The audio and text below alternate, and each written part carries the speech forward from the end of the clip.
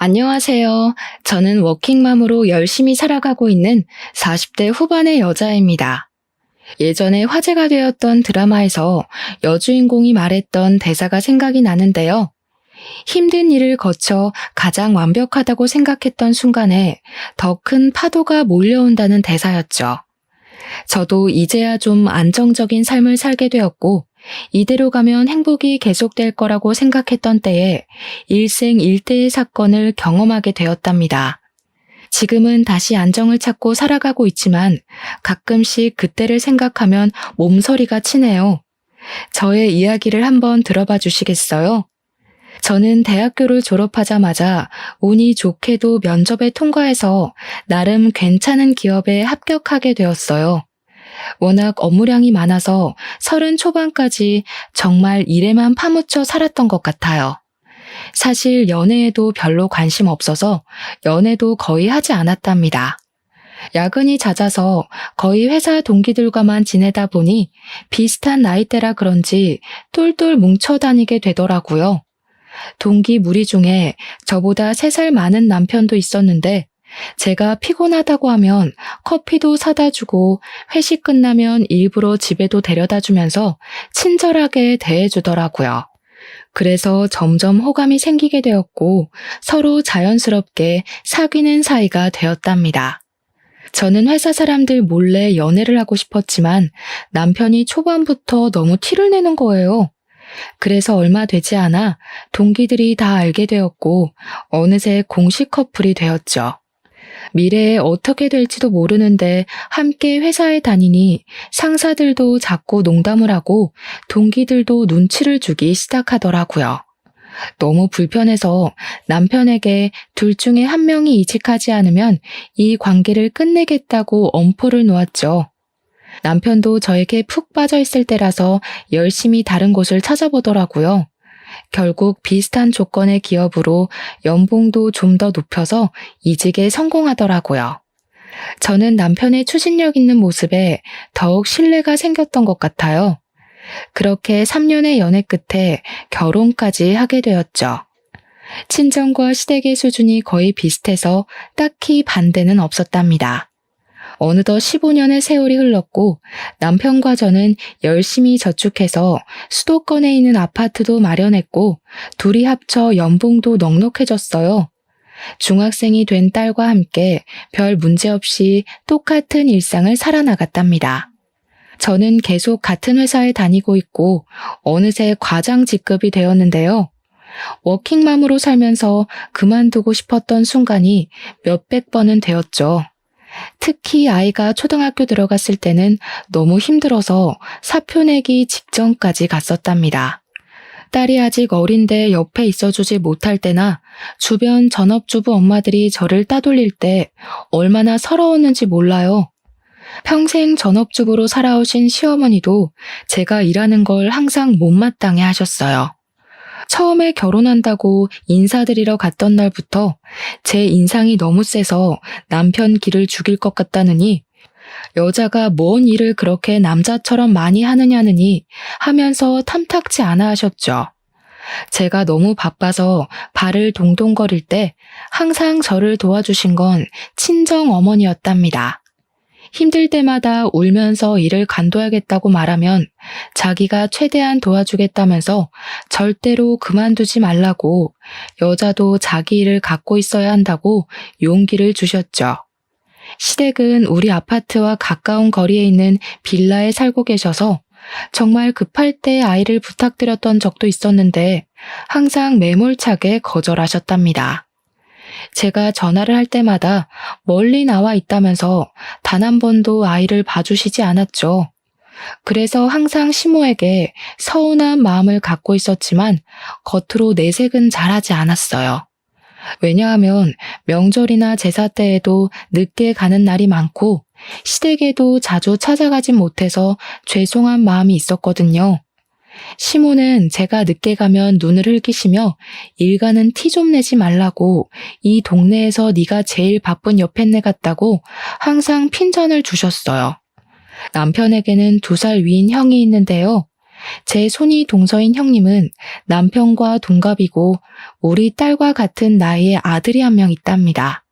형님도 항상 전업주부로 살아왔는데 굉장히 여성스러운 스타일이에요. 머리도 아가씨처럼 긴 웨이브를 하고 옷도 꽃무늬 원피스 같은 걸 좋아하는지 그런 것만 입고 있는 것 같더라고요. 사실 아주버님이 중소기업에 다니시는데 세 식구 살기에는 연봉이 좀 부족할 것 같은데요. 형님은 저만 보면 생활비가 모자란다고 아들이 학원비가 없어서 다니질 못한다고 그런 소리를 항상 하시더라고요. 솔직히 저 같으면 아르바이트라도 할 것 같은데 자기는 현모양처라서 집에서 살림하는 게 제일 좋다면서 일은 못할 것 같다고 하는 게 아니겠어요. 그럼 돈이 부족하단 말은 안 해야 되는데 항상 앓는 소리를 하니까 듣기가 좀 거북하더라고요. 저는 성격이 좀 사무적이라 그럴까요? 딱딱한 편이라 시모에게 살갑게 구는 걸 잘 못하는데 형님은 시모에게 아주 애교 있게 대하고 부를 때도 엄마라고 불렀답니다. 둘 사이가 어찌나 좋은지 모르는 사람들이 보면 모녀 사이로 알 정도였죠. 둘 다 전업주부로만 살아서 그런지 통하는 게 많아서 저는 대화에 껴도 없는 사람 취급 당할 때가 많았죠. 형님은 요리에 대한 자부심도 엄청나서 명절에도 시모와 장 다 봐서 음식도 거의 다 하곤 했어요. 항상 미안한 마음이 있어서 제가 장 보는 비용을 다 대고 따로 돈 봉투도 챙겨드리기도 했죠. 형님은 저보다 자주 시댁에 찾아가는 것 같았는데 장아찌며 밑반찬을 다 해다 주는 것 같더라고요. 예전에 주말에 갑자기 전화가 와서는 우리 아파트 근처라면서 밑반찬 주러 왔다고 한 적이 있어서 좀 놀란 적이 있어요. 그때 형님이 집에 한번 와보고 아파트 평수가 넓어서 충격을 좀 받았던 모양이더라고요. 형님은 신혼 때부터 오래된 빌라에 살고 있어서 새로 분양받은 아파트를 보여주기가 좀 불편했거든요. 그 후로도 몇 번을 반찬했다면서 집에 가도 되겠냐고 하길래 사실 반찬을 잘 먹지 않아서 버리게 된다고 앞으로는 갖다 주지 않아도 된다니까 한동안 엄청 차갑게 대하더라고요. 어김없이 추석 명절이 돌아왔고 남편과 딸은 먼저 시댁에 가 있었지만 저는 회사에 갑자기 일이 터져서 해결하고 가느라 저녁에야 갈 수 있었답니다. 문을 빼꼼히 열고 들어가니 형님이 꽃무늬 앞치마를 곱게 하고 저녁 식사를 차리고 계시더라고요. 시모는 저를 보고는 혀를 끌끌 차더라고요. 저는 민망해서 얼른 외투를 벗고 주방으로 들어갔죠. 이번 명절에도 어김없이 회사에 급한 일이 생겼니? 너네 회사는 명절 때만 되면 일부러 그러냐 아니면 네가 일부러 그러는 거냐? 죄송해요. 공교롭게 명절 때랑 결제하는 시기가 비슷해서 일이 많네요. 제가 이거 할까요? 됐다. 누구 말 맞다나 다 된 밥상에 숟가락만 얹으려고? 난 너처럼 염치가 없는 애는 살다 처음 본다. 너는 이런 형님이 있는 걸 하늘이 도왔다고 생각해야 돼. 어느 누가 아무 소리 안 하고 네 몫까지 다 해주냐? 엄마, 그만하세요. 동서도 힘들게 일하고 왔는데요. 명절에 큰 소리 내면 안 좋잖아요. 제가 밥 풀 테니까 거실에 가 계셔요. 다들 둘러앉아 저녁을 먹는데 시부모를 비롯해서 남편까지 음식이 맛있다면서 형님 칭찬하느라 바쁘더라고요. 저는 꽂아놓은 보리자루처럼 앉아서 밥을 먹었죠. 갈비 좀 먹으려고 하면 시모가 어찌나 째려보는지 저는 눈치가 보여서 앞에 놓인 밑반찬만 집어 먹었어요. 그랬더니 형님이 제 밥그릇에 갈비를 놔주면서 사람 좋게 웃는데 뭐라고 할 말이 없더라고요. 밥을 다 먹고 제가 설거지를 시작했죠. 시모는 식탁에 앉아 저를 째려보며 과일을 먹고 있었고 형님이 그릇들을 정리했어요. 설거지할 거 많은데 내가 할게. 동서는 일하고 와서 힘들 텐데 좀 앉아있어. 무슨 소리를 하니? 당연히 설거지라도 해야지 뭘 한 게 있다고. 너는 명절 내내 밥 차리고 설거지해라. 친정 갈 국리는 접어두고. 어머니, 그래도 친정은 가야죠. 이런 말씀까진 안 드리려고 했지만 제가 못하는 만큼 금전적으로 채워드리려고 노력하잖아요. 그리고 음식하기 힘드시면 요즘엔 사다 먹어도 맛있어요. 송편도 전도 사 먹는 게 더 돈도 절약되고요. 아이고, 아주 돈 좀 번다고 유난 떨기는. 네가 그딴 말을 쉽게 내뱉는 걸 보니 평소에 우리 아들한테 어떻게 해먹이는지 환히 보인다. 너 반찬이며 뭐며 깡그리 사다 먹지? 요즘 젊은 사람들은 사다 먹는 사람 많아요. 물론 음식하면 그만큼 사랑과 정성이 들어가겠지만 바쁘면 사다가 먹어도 되죠. 넌 큰애 좀 보고 배워야 돼. 세상에 이번에 마늘장아찌는 또 얼마나 맛있게 담가다 줬는지. 여자가 이렇게 살림을 꾸리고 남편하고 애들 잘 먹이고 이런 데 신경을 써야지. 널 보면 내가 억장이 무너져. 우리 아들 불쌍해서. 저는 속이 부글부글 끓었지만 시모의 말에 대답하지 않고 묵묵히 설거지만 했답니다. 그때 갑자기 형님이 제 팔 위로 뜨거운 물을 확 붓는 게 아니겠어요? 저는 너무 놀라 악 소리를 질렀죠. 순간이었지만 형님이 저를 무표정으로 노려보는데 소름이 끼치더라고요. 그러고는 바로 호들갑을 떨며 제 팔에 찬물을 마구 부어주더라고요. 어머 미안해. 급하게 버리다 보니까 잘못 봤네. 화상 입은 거 아니야? 어떡해. 저는 괜찮다고 하고 계속 찬물에 팔을 대고 있었는데 빨갛게 부어오른 걸 보니 꽤 심한 것 같았어요.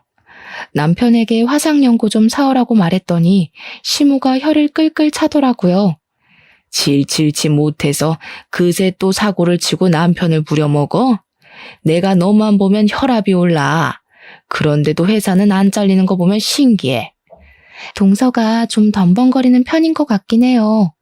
민지도 보니까 너무 산만하더라. 엄마를 좀 닮은 것 같아. 아니면 엄마가 집에 없으니까 좀 불안정해서 그런 거 아니야? 네? 우리 민지가 산만하다는 말은 처음 들어보네요. 이젠 중학생이라 학원 다니기 바쁜데 엄마가 집에 있어도 만날 시간도 없을 시기죠. 민식이는 학원을 안 다니나 봐요? 우리 민식이는 그딴 데 안 다녀도 성적이 좋아. 학교 끝나고 엄마가 해주는 간식 먹고 집에서 숙제하고 그러는 게 최고지. 애들한테는 엄마가 옆에 있어야 되는 거야. 동서는 집에 있어 본 적이 없어서 잘 모르겠지만 어느 순간 확 비교될걸? 형님은 전업이라는 자부심이 대단한 건지 제가 못마땅한 건지 대화해보면 은근히 저를 깎아내릴 때가 많아서 기분이 좋지 않았어요. 저는 소파에서 핸드폰 게임을 하고 있는 민식이를 바라봤죠. 성적을 대충 아는데 우리 딸이 공부를 훨씬 잘하고 더 똑부러지거든요. 초등학교 고학년 때부터 차이가 나더니 중학생 되니 성적이 확 벌어지더라고요. 형님도 잘 알고 있으면서 저와 우리 딸을 은근히 깔아뭉개니 우습기도 하고 기분이 나빴죠. 저는 다음날 오후까지 억지로 시댁에 있다가 바로 친정으로 가버렸답니다. 제가 갈 채비를 하자 시모가 자기 말을 무시한다면서 네 형님 좀 보고 배우라면서 난리를 치더라고요. 형님은 친정 부모님이 안 계셔서 시댁에만 있거든요. 현관문을 나서면서 형님과 눈을 마주쳤는데 좀 오싹한 기분이 들었던 건 제 착각이었을까요? 그렇게 바쁘게 시간이 흘러갔고 어느 날 딸이 다니는 학원에서 전화가 왔더라고요. 자체 시험을 보고 소수 정예만 들어갈 수 있는 스카이반에 합격했다는 소식이었어요. 딸이 얼마 전에 그런 시험을 봤는데 반에서 1, 2등만 뽑히는 거라고 해서 될 거라는 기대도 하지 않았거든요. 막상 뽑히니까 정말 대견하고 기뻐서 남편에게 바로 전화해서 알려줬죠. 저녁에 좋은 식당 가서 셋이 외식하자고 약속까지 하고 다시 힘내서 일을 하고 있었는데 퇴근 시간쯤에 시모에게 전화가 왔더라고요. 오늘 저녁에 형님이 샤브샤브를 한다는데 양을 많이 사왔다면서 같이 먹자고 한다는 거였어요. 저는 약속이 있다고 거절했는데 시모가 막무가내로 오라고 화를 내는 거예요. 이미 남편에게도 오라고 전화를 했다면서 말이죠. 결국 울상이 된 딸을 달래가며 시댁으로 향했답니다. 막상 가보니 양이 많기는커녕 어른 4명이 먹기에도 부족한 양이었어요.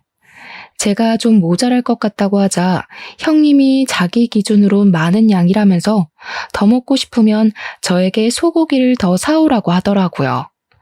혼자 동네 정육점으로 터덜터덜 걸어가면서 왠지 또 당했다는 기분이 들었죠. 결제를 하고 보니 우리끼리 비싼 스테이크를 먹으면 나올 돈과 거의 비슷하더라고요. 저는 허탈한 마음으로 시댁에 돌아왔어요. 이미 형님이 준비한 고기는 다 먹었고 모두들 채소를 익혀 먹고 있더라고요. 근데 뭐 좋은 소식 없어? 축하해야 될 일이라든가. 저는 영문을 모르겠다는 듯이 형님을 바라봤어요. 형님의 눈이 쌀쌀맞게 변하더라고요. 민주학원에서 무슨 스카이반인가 합격했다며? 좋은 일을 왜 숨겨? 무슨 꿍꿍이 있어? 그건 어떻게 하셨어요? 지금 당신이 말했어? 대학 합격한 것도 아니고 그냥 학원에서 반 옮기는 건데 그걸 뭐 축하까지 받자고 말해야 되나요? 남편도 말하지 않았다고 하는데 그건 어디서 들은 건지 황당하더라고요. 형님이 재빨리 제 말을 가로챘답니다. 지금 어디서 들은 게 중요해? 동서는 우리를 한 가족으로 생각하긴 하는 거야? 어떻게 자기 자식만 생각해? 우리 민식이는 불쌍하지도 않아? 민식이는 학원 안 다녀도 집에서 숙제하고 공부 잘한다면서요. 엄마가 옆에서 봐주는 게 최고라면서요. 동서, 나를 얼마나 우습게 보면 이렇게 말대답을 또박또박해? 나 자네 형님이야. 내가 이렇게까지 말했으면 학원에 말을 해서 민식이도 좀 같이 할 수 있게 도와주는 게 당연한 거 아니야? 야, 너는 뭐가 잘났다고 손이 동서를 무시해? 민식이는 우리 집 장손이야. 장손이 잘 되게 도와주는 게 당연한 거지. 당장 민식이도 같은 반에 넣어서 공부시켜줘. 저는 학원에 이미 다니는 학생들만 기회가 있는 거라고 설명했지만 도무지 말이 통하지 않더라고요. 남편이 가만히 있다가 자기가 학원 등록해준다고 원할 때까지 다니라고 말을 하는 게 아니겠어요? 저는 놀라서 남편을 봤는데 저를 차갑게 외면하더라고요. 형님이 남편 말을 듣고는 저를 쳐다보면서 픽 하고 비웃더라고요. 근데 그게 순간이라 다른 사람들은 보지 못하는 것 같았어요. 머리끝까지 화가 났지만 더 있다가는 형님 머리채라도 잡고 싸울 것 같아서 화가 나서 딸만 데리고 시댁을 나와버렸답니다. 저는 당분간 시댁 연락도 받지 않기로 다짐했어요. 생활비 통장을 보니 조카의 학원비가 매달 빠져나가고 있는데 볼 때마다 화가 솟구치더라고요. 남편도 꼴 보기가 싫어서 대화도 많이 줄었는데 남편이 좀 변한 기분이 들었어요. 몇 달 전부터 헬스를 끊어서 다니는데 아주 열심히 하더라고요. 매일 저녁에 운동하고 샤워하고 왔다며 샴푸 냄새를 폴폴 풍기며 들어왔죠. 욕실에서 씻기 전에 우통을 벗고 자기 몸을 감상하지를 않나. 출근 전에 셔츠 입다가도 가슴 근육을 눌러보지를 않나. 안 하던 일을 하는 게 아니겠어요. 운동을 하다 보니 몸 만들기에 관심이 생겼나 싶었죠. 더 나이 들기 전에 활기차게 살아야 한다면서 무슨 동호회도 가입했다고 하더라고요. 주말에 동호회 모임 있다고 나갈 때는 멋을 엄청 부리고 나가더라고요. 사춘기 남자애처럼 머리 스타일도 엄청 신경 쓰고요. 저는 점점 의심이 가기 시작해서 동호회 모임하고 있을 때 사진을 찍어 보내라고 하기도 했답니다. 그럼 남녀가 여러 명이 식당에서 찍은 사진을 바로바로 보내주더라고요. 동호회를 나가는 건 맞는 것 같고 의심은 계속 가는 애매한 상황이 이어졌죠. 하루는 남편의 반응을 보기 위해서 남편 퇴근 시간에 맞춰 본관 정문과 주차장 입구 사이에서 기다리고 있었어요. 퇴근 시간 30분이 지났는데도 나오질 않아서 전화를 해볼까 하는 찰나에 그 앞에서 형님을 마주쳤답니다. 제가 형님을 부르자 소스라치게 놀라더라고요. 어두워서 잘 보이진 않았는데 형님의 화장이 좀 진해서 다른 사람처럼 보이더라고요. 여긴 무슨 일이냐고 묻자 근처에서 친구를 만나기로 했다는 거예요. 제가 이 건물이 남편 회사라고 하자 자기는 몰랐다면서 급해서 먼저 간다고 빠른 걸음으로 가버렸답니다. 저는 고개를 갸우뚱하면서 남편에게 전화하자 근처에서 고객을 좀 만나고 있었다면서 형님이 간 길 쪽에서 황급히 달려오더라고요. 갑자기 회사에 왜 찾아와? 노망났냐? 별일 다 보네 진짜. 왜 이렇게 놀라? 예전에도 시간 맞으면 내가 여기 와서 기다렸다 같이 가고 그랬잖아. 그나저나 형님 못 봤어? 아까 그쪽으로 갔는데. 형수는 무슨? 이 시간에 집에 있겠지 여기 왜 있냐? 너처럼 맨날 밖으로 나가도는 애랑 같아? 완전히 1등 현모양처인데 우리 형은 무슨 복인지 몰라. 말 다 했어? 요즘 들어 이상하게 형님이랑 나를 비교한다. 아주버님은 오히려 나처럼 돈 잘 벌어오는 마누라 원할걸? 당신 혼자 벌면 이 정도로 살 수 있을 것 같아? 우리 엄마 말이 다 맞아. 너 진짜 그 돈으로 뭐든지 해결하려는 것 좀 고쳐. 내가 혼자 벌 테니까 그럼 네가 형수처럼 집에서 살림 좀 완벽하게 해봐. 나도 삼시세끼 따뜻한 집밥 좀 받아보자. 요즘에 남편이 형님과 저를 비교하는 말을 자주 하기 시작하더라고요. 시댁에 찾아간 지도 꽤 돼서 형님을 만난 적도 없을 텐데 왜 자꾸 말을 꺼내는지 수상한 기분이 들었죠. 남편이 잘 때 핸드폰을 뒤져보기도 했지만 다른 여자의 흔적은 전혀 발견할 수가 없었답니다. 남편은 가지도 않던 출장도 한 달에 한 번씩은 꼭 가기 시작했는데요. 저는 남편이 출장을 가면 서재를 한 번씩 싹 뒤져보려고 벼르고 있었어요. 그렇게 2일 동안 출장을 간다고 나가기가 무섭게 서재를 살펴봤는데 서랍장 구석에서 종이로 둘둘 싼 뭔가를 발견했답니다. 풀어보니 핸드폰이더라고요. 핸드폰을 켜보니 비밀번호가 걸려 있어서 볼 수가 없더라고요. 저는 바로 포렌식을 맡는 업체를 검색해서 핸드폰을 가지고 갔어요. 비밀번호를 잃어버려서 도저히 열 수 없다고 했고 몇 분 지나지 않아 많은 양의 사진과 메시지를 받아볼 수 있었어요. 역시나 남편은 외도를 하고 있는 듯 보였어요. 20대가 풋풋한 연애를 하듯이 한 여자와 무수히 많은 사진을 찍어 놓았더군요. 회사 동료로 만나 20년이 안 되는 세월을 함께 겪으며 인생의 한 팀이 되어간다고 생각했었는데 그건 저만의 착각이었던 거죠. 남편에 대한 믿음이 산산조각이 난 순간이었답니다. 저는 딸이 들을까봐 몰래 가슴을 치며 소리 죽여 울었어요. 저는 남편을 용서할 수 없었기에 헤어지기로 결심했고 남편이 출장해서 돌아오기만을 기다렸죠. 남편이 아주 신나는 얼굴로 집에 들어오더라고요. 저는 소파 테이블 위에 남편의 핸드폰을 올려놓고 남편을 가만히 쳐다봤어요. 핸드폰을 발견하곤 순식간에 얼굴이 굳어지더라고요. 그러더니 얼른 핸드폰을 휙 채가버리더군요. 그렇게 가져가봐야 이미 안에 있는 거 다 봤어. 너 바람 피우니? 너 나 없을 때 책상 다 뒤졌냐? 기어이 핸드폰까지 다 뒤지고? 너 이거 범죄야. 사생활 침해라고. 사생활 좋아하네. 다시 한번 물을게. 너 사진 속 그년이랑 바람 피우냐? 천박하게 바람이 뭐야? 남자가 잠깐 흔들릴 수도 있는 거지. 어떻게 평생을 한 여자만 보냐? 생각하는 거 하고는 이거 완전히 쓰레기였네. 너는 분리수거도 안 되고 그냥 쓰레기 봉투에 묶어버려야겠다. 당장 앞장서 너네 집으로 가. 저는 형님 부부에게도 시댁으로 오라고 전화를 해놓고 남편을 끌고 시댁으로 갔어요. 들어가자마자 남편이 바람 피운다고 나는 용서할 수 없으니 이혼할 거라고 말했죠. 남편이 이혼까지는 생각을 안 했는지 놀란 눈으로 저를 바라보더라고요. 이 야밤에 시댁에 쳐들어와서 경박하게 이혼 얘기나 해대고 남자가 한번 실수할 수도 있지. 보니까 남편 말도 제대로 안 들어본 모양인데 어른들 앞에서 뭐 하는 짓이야? 역시 어머니가 그렇게 나오실 줄 알았어요. 아들이 잘못을 했으면 혼을 낼 줄 알아야지. 이 와중에도 아들 편을 드세요? 저는 다른 여자랑 그런 사진 찍어대는 남자랑은 더는 못 사니까 그렇게 아세요. 어머, 이게 무슨 일이야? 사진은 무슨 얘기야? 하긴 바람 피우는 상대랑 더는 못 살지. 어떡해. 무슨 이혼이 애들 장난이야? 난 너 처음 봤을 때부터 마음에 안 들었어. 맨날 회사 그러면서 시댁을 우습게 보고 말이야. 네가 한 번이라도 시부모 밥을 차려준 적 있어? 며느리 노릇도 한 번도 안 해본 게?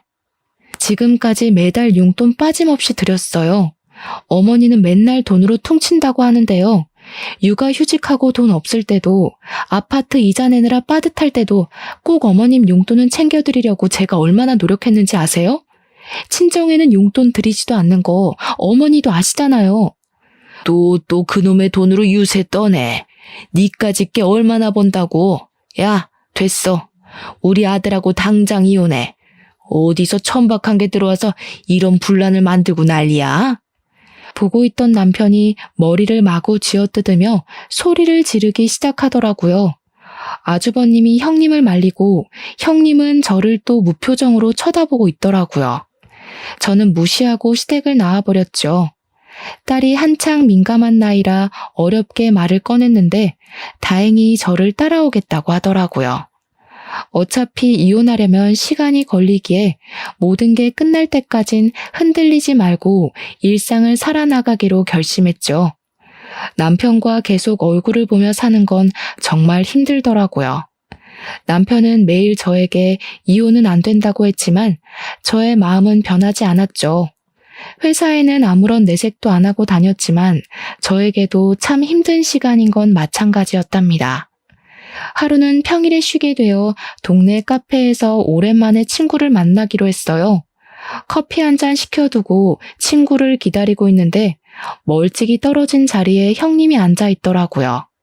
그런데 형님답지 않게 또 진한 화장을 하고 있더라고요.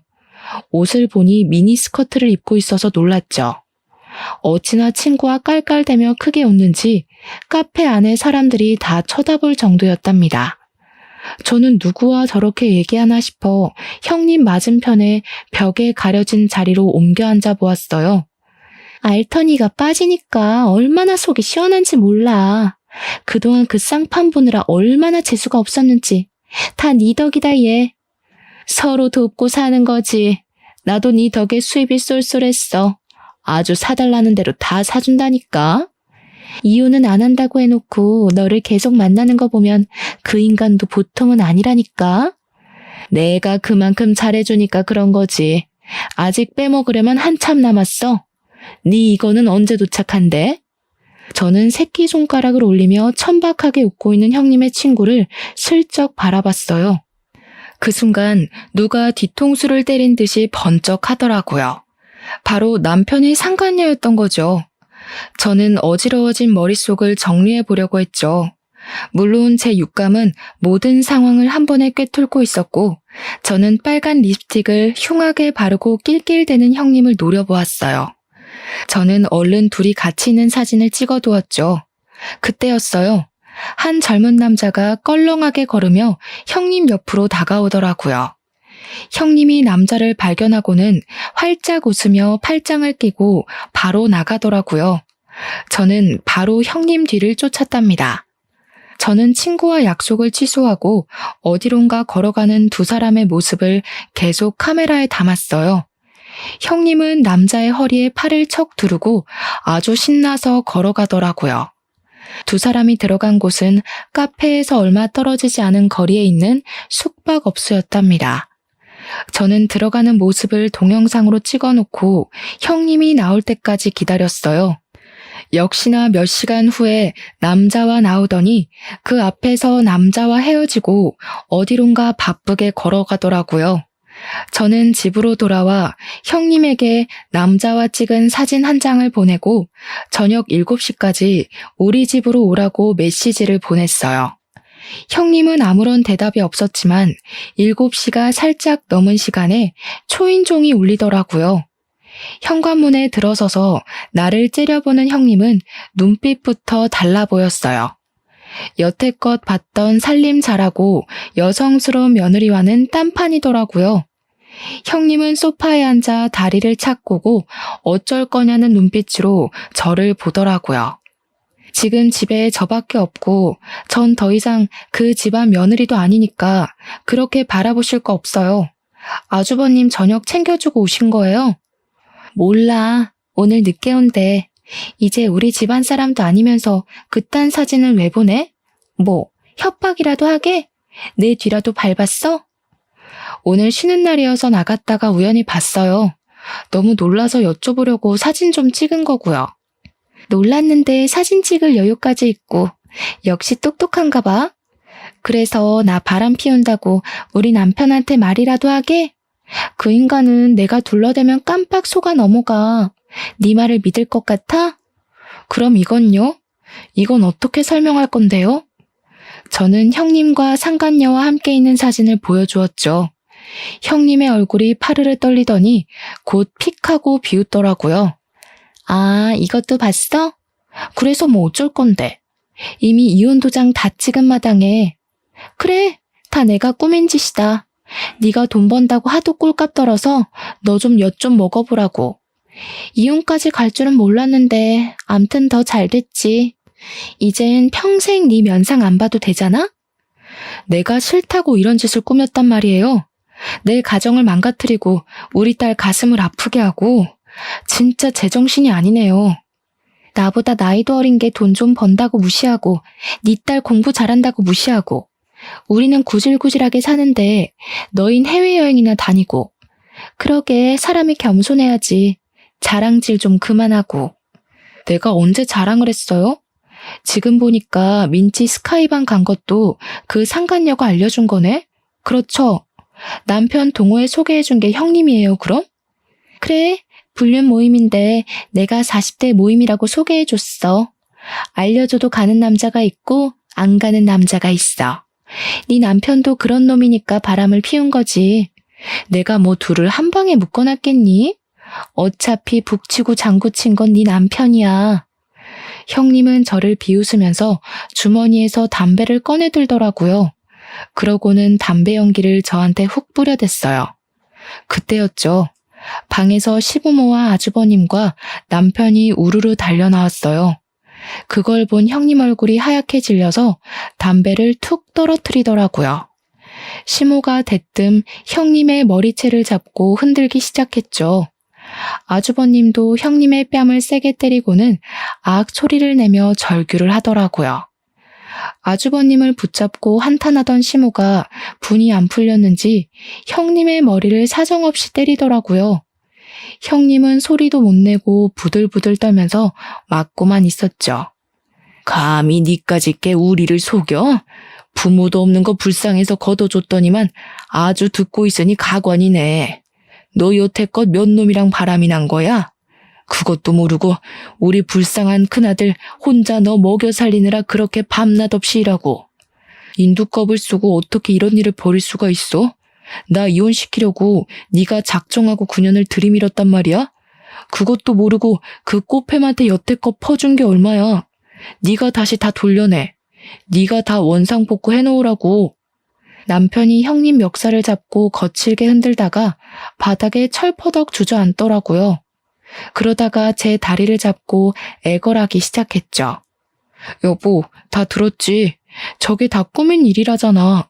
솔직히 작정하고 들이대는데 안 당해낼 남자가 몇이나 되겠어? 내가 앞으로 죽은 듯이 당신 말만 들으면서 살 테니까 제발 이혼만은 하지 말자. 저 여자가 한 말 못 들었어? 그런 놈이니까 걸려들은 거라잖아. 틀린 말 없네. 내가 제대로 된 남자를 못 골라서 이런 사달이 났다는데 어쩌겠어. 내 결심은 변함없으니까 그렇게 알아. 저는 이미 저의 짐은 다 빼놓은 상태였기에 미련 없이 그 집을 나왔죠. 남편이 이혼에 동의하지 않아서 저는 소송 이혼으로 진행할 수밖에 없었답니다. 그리고 상간녀에게도 바로 상간녀 소송을 걸었고요. 변호사가 상간녀에 대해 알려주었는데요. 형님과 상간녀는 중학교 때부터 친했던 친구 사이라네요. 소위 말하는 문제아 시절을 함께 보냈고 동네에서도 사고를 많이 쳐서 아주 유명했다고 하더라고요. 우연치 않게 아주버님도 이혼 상담을 한다고 같은 변호사 사무실에 왔더라고요. 한 번 마주쳤는데 잠깐 이야기를 나눴죠. 따지고 보면 아주버님은 저보다 더 마음의 상처를 입은 피해자니까요. 형님은 현모양처가 꿈이었던 건지 과거를 숨기려고 그렇게 연기를 한 건지는 모르겠지만 아주버님이 일하는 동안 거의 매일 밖으로 나다녔고 바람도 숱하게 피웠다고 하더라고요. 형님이 우리 집과 비교하면서 돈 좀 많이 벌어오라고 그렇게 아주버님을 구박해서 밤에는 대리운전까지 다녀야 했었다네요.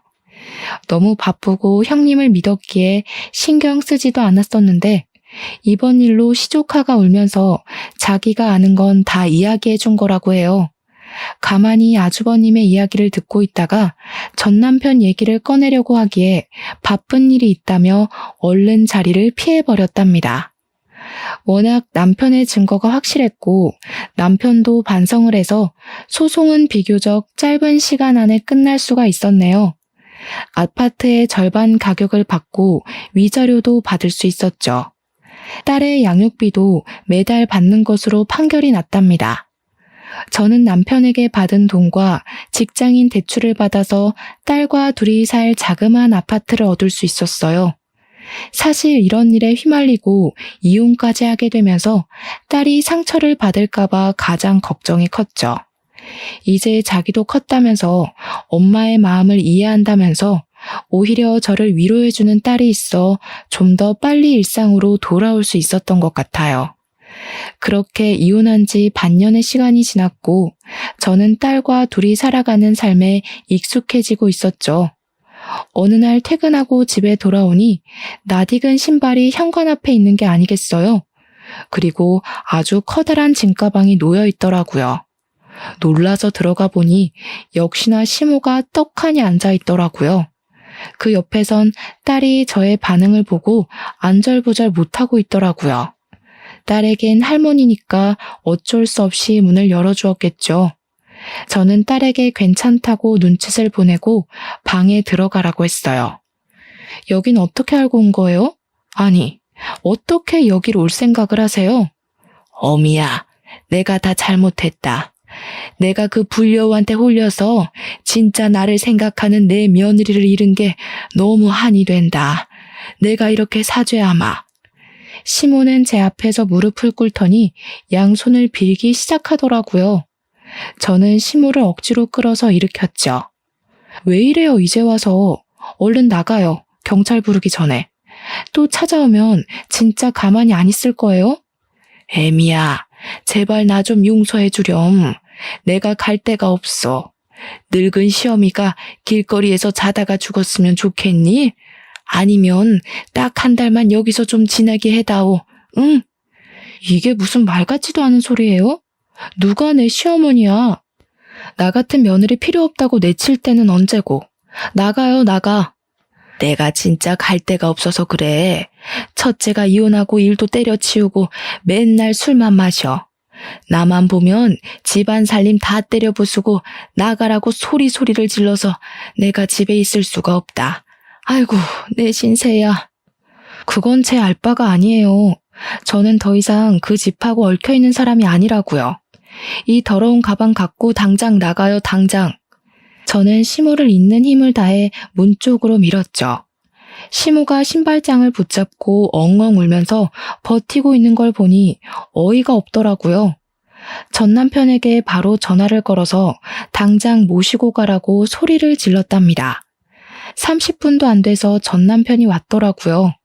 둘이 짠 건지 문을 열어주니 전 남편이 마구 비집으면서 결국은 거실까지 들어오는 게 아니겠어요. 오랜만에 본 전 남편은 회사도 다니지 않는지 더벅머리에 수염도 덥수룩하고 초췌한 얼굴을 하고 있더라고요. 전 남편은 조금 전에 시모 마냥 제 앞에 무릎을 꿇고 손을 싹싹 빌기 시작했답니다. 여보, 제발 우리 다시 합치자. 내가 부모님이랑 형이랑 그 코딱지 같은 집에서 정말 죽지 못해 살아. 그 나쁜 년은 형이 이혼소송 승소했는데도 형 돈을 다 가지고 튀었어. 우리 민지를 생각해서라도 나 좀 살려줘. 이혼한 뒤로 양육비는커녕 민지한테 전화도 한 번 안 한 게 무슨 아빠라고 내 딸 이름을 들먹여. 둘 다 이렇게 나온다 이거지? 전 남편의 행동을 보니 더하면 더했지 순순히 시모를 데려갈 것 같지가 않더라고요. 저는 동네 창피했지만 어쩔 수 없이 경찰을 불렀어요. 경찰들이 와서 남편과 시모의 팔을 잡고 달래며 문 밖으로 끌어내기 시작했답니다. 그때 경찰에게 잡힌 시모가 저한테 확 달려들면서 살려달라고 악을 쓰는 게 아니겠어요? 저는 너무 놀라서 뒤로 물러섰답니다. 아무리 봐도 정상적인 사람처럼 보이지가 않더라고요. 경찰이 시모와 이런저런 대화를 해보더니 아무래도 치매 환자인 것 같다고 말을 하더라고요. 저는 놀라서 전 남편을 쏘아봤는데 남편은 이미 다 알고 있었던 듯이 고개를 푹 숙이고 아무 말이 없더라고요. 시모는 아들 2명이 한꺼번에 이혼한 충격이 너무 컸는지 이상한 행동을 자꾸 하다가 결국 치매 판정을 받았다고 했죠. 전 남편이 갑자기 눈물을 절절 흘리면서 제 앞에 털썩 주저앉았답니다. 엄마가 당신한테 얼마나 미안하셨으면 치매 걸린 뒤로 당신밖에 기억을 못해. 맨날 당신 얘기하고 찾으러 가야 한다고 그러고. 당신이 우리 엄마 좀 용서해줘. 당신 없으면 나 죽어. 그니까 지금 내가 치매 걸린 너네 엄마랑 술만 먹어대는 아주버님이랑 엄마가 도망간 조카 데리고 너 보듬으면서 같이 살아달란 말이네? 돈도 내가 다 벌어오고. 너는 진짜 끝까지 쓰레기 짓을 하는구나. 이 양심도 없는 놈아. 당신이랑 우리 민지만 있으면 나 다시 예전으로 돌아갈 수 있어. 제발 나 좀 살려줘. 민지야, 민지야 아빠 왔어.